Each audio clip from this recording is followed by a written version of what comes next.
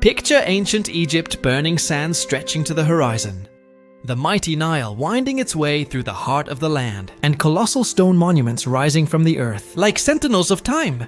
This was a world of dazzling sunlight and deep shadows, where the river's annual flood brought both life and uncertainty. The air was thick with the scent of lotus and incense, and the distant echo of prayers to the gods drifted through the dawn. In this ancient land, a remarkable event unfolded. A 9-year-old boy named Tutankhamun was crowned Pharaoh, ruler of all Egypt. The weight of the double crown was heavy on his small head, and the eyes of the kingdom turned to him with hope and expectation. He was no seasoned conqueror, no battle-hardened king instead. He was a child, suddenly thrust into unimaginable power and responsibility. His youth both a blessing and a curse.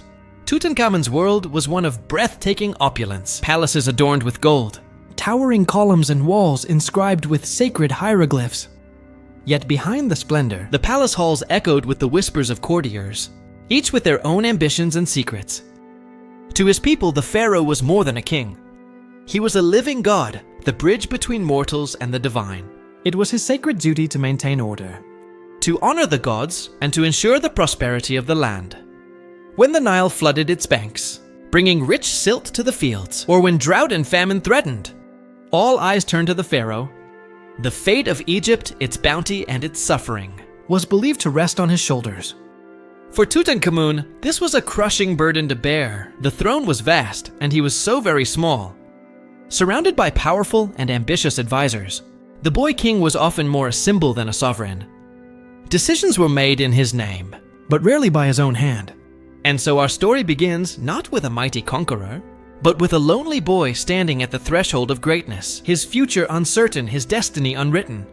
He was called the living image of a moon, chosen by the gods to restore balance and heal a nation, wounded by turmoil and change. The hopes of an empire rested on his young shoulders. His reign would be brief, marked by quiet struggles and hidden turmoil. Behind the golden mask was a boy who faced challenges few could imagine, used as a pawn in the games of those around him. Tutankhamun's life ended in obscurity. He was buried in a hastily prepared tomb, sealed away and forgotten for over 3,000 years. Yet his story did not end in darkness. Centuries later, a shaft of sunlight would pierce the gloom of his tomb, and the world would remember his name. In death, Tutankhamun's journey to immortality truly began. His legacy would outshine even the greatest of his ancestors. The rediscovery of his tomb in the Valley of the Kings would ignite the world's imagination, sparking a fascination with ancient Egypt that endures to this day. The boy king, once lost to history, would become its most enduring legend, his golden mask a symbol of mystery, wonder, and the eternal allure of the pharaohs.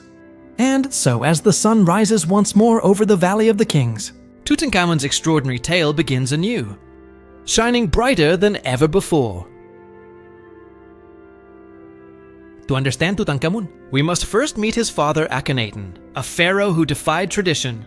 Akhenaten was a revolutionary, a visionary who sought to reshape the very fabric of Egyptian society. Akhenaten worshipped only one god. He ate in and closed the temples of Egypt's ancient deities. This radical shift was not just a religious change, but a political one, shaking the foundations of power in Egypt. He moved the capital to Amarna, plunging Egypt into religious chaos.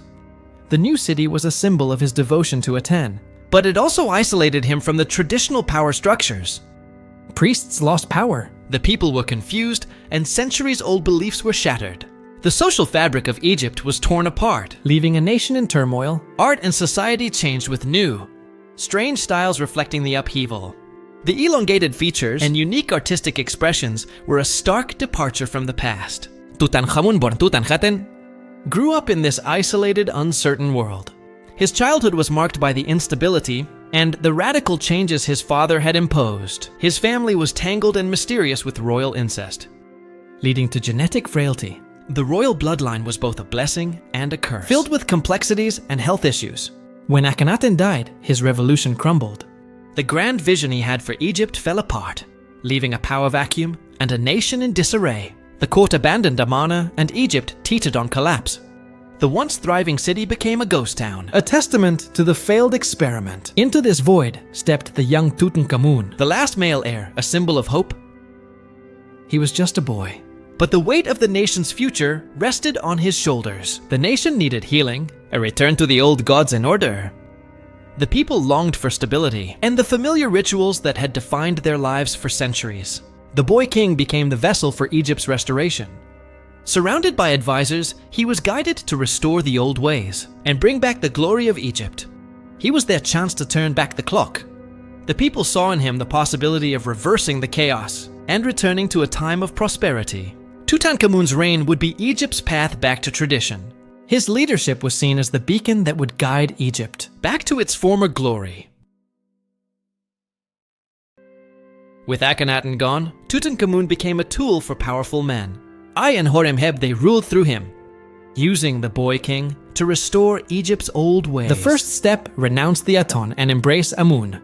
Tutankhaten became Tutankhamun, and the court returned to Thebes. Temples were rebuilt, priests reinstated, and tradition revived. Tutankhamun married his half-sister Ankhesenamun, solidifying the royal bloodline. Their images showed harmony and stability, projecting the return of order, but Tutankhamun was no conqueror or builder. His legacy was restoration. He reopened shrines, filled treasuries, and healed the land. Through him, Egypt tried to forget the chaos of Amarna. The boy king was the face of a conservative revolution. He was the king who healed Egypt's wounds. Tutankhamun's life was marked by frailty. Modern science reveals he suffered from a clubfoot, cleft palate, and genetic disorders. Results of royal inbreeding, over 100 canes found in his tomb, were not just symbols, but necessities. He endured chronic pain and frequent bouts of malaria. Despite his divine image, he was a vulnerable young man. Tutankhamun died around 19, likely from an infected leg fracture. Theories of murder have faded. Infection and illness were his undoing. His reign ended swiftly, his life cut short by misfortune. The boy king, once a symbol of hope, met a tragic early end. His story, however, was far from over. Tutankhamun's sudden death left no time for a grand tomb. He was buried in a small hidden chamber in the Valley of the Kings. Priests rushed to prepare his body and fill the tomb with treasures for the afterlife. The tomb's location soon buried by debris and workmen's huts kept it hidden for millennia.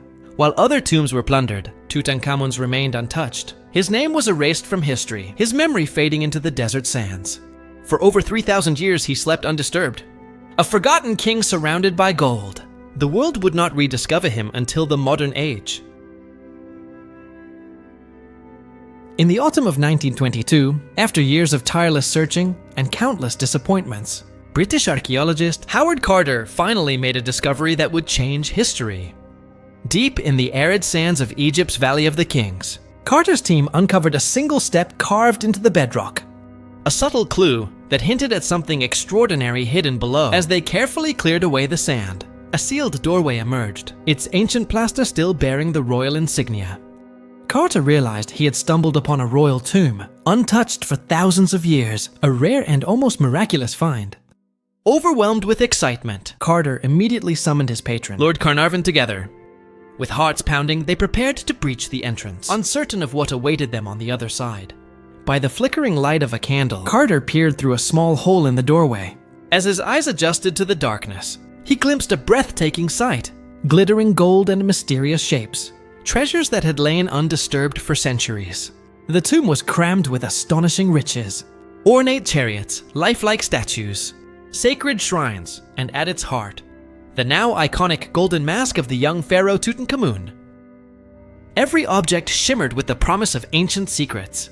News of the discovery spread like wildfire, igniting a global sensation known as Tutmania.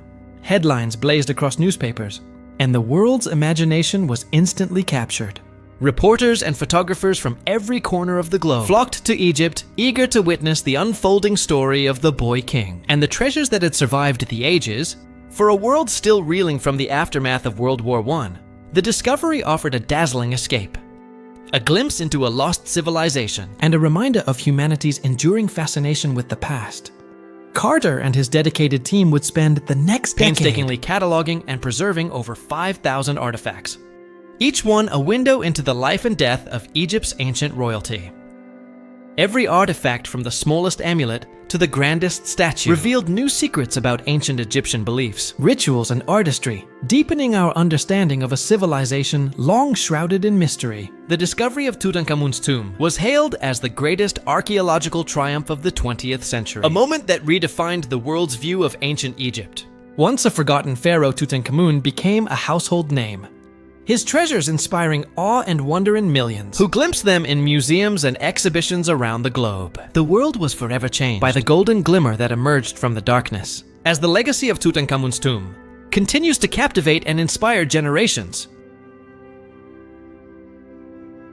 with the discovery came whispers of a deadly curse. Newspapers spun tales of doom for those who disturbed the tomb.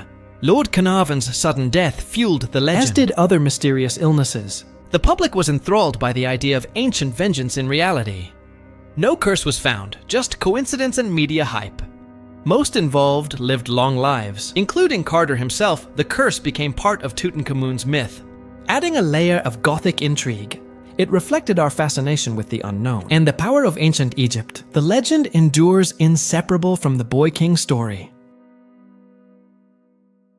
Tutankhamun's tomb was a time capsule, offering an unprecedented glimpse into ancient Egypt. Unlike looted tombs, it preserved everything a king needed for eternity. Chariot statues, jewelry, and even childhood toys. Personal items like board games and a lock of his grandmother's hair made the Boy King real. The tomb revealed funerary rituals, daily life, and the heartbreak of two stillborn daughters. Its treasures toured the world, inspiring millions and sparking a new era of Egyptology. The find revolutionized our understanding of the 18th dynasty. Museums and textbooks were transformed by its riches. Tutankhamun's legacy became one of knowledge, not just gold. His tomb connected us to a lost civilization. The Boy King story would educate and fascinate for generations. In life, Tutankhamun was a minor transitional king, nearly erased from history. In death, he became the world's most famous pharaoh. The discovery of his tomb catapulted him to global superstardom. His golden mosque became an icon, his name synonymous with ancient Egypt. Ironically, his fame rests not on his deeds, but on the survival of his tomb. Tutankhamun bridges us to a distant world, his story filled with drama and wonder. He is both a historical figure and a cultural phenomenon. His treasures continue to inspire awe and curiosity. The frail Boy King now rules the imagination of millions. Tutankhamun, once meant to be forgotten, achieved a unique immortality, forever young, forever golden. The eternal face of Egypt